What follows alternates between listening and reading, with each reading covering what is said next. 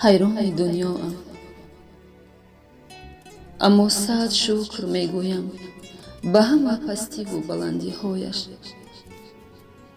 از خدای متعال تنها صبر را انتظارم، تا که امروز به من بیچاره درد عطا کرده است.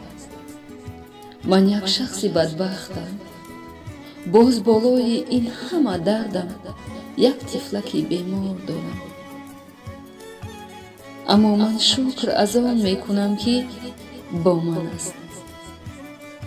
وقتی لبخند میزند از شادی اشک از چشمانم جاری می شود. شاید من در نزد خدا گناهگارم که امروز طفلک مرا نابینا کرده است. ولی من ناامید نیستم. ما بندگان خداییم، امید داریم. بگذار شیطان ناامید باشد. امروزها من با قلب سوخته ام، از جگر ریش ریشم سخن از دل بیرون میکنم.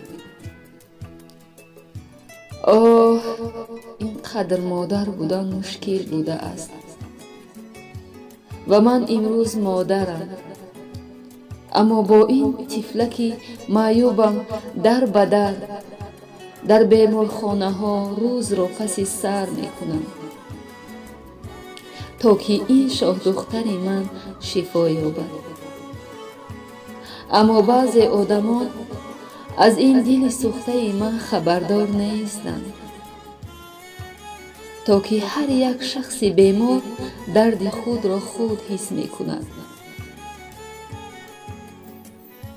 و به آن دوستانی که بالای سوخته من نمکاب می چوشند، به آن خویش و نزدیکانی که مرا می شناسند، به شما گفتنی دارم که در حق این طفلک بیمار من دعای کنید که دعایتان مستجاب گردد.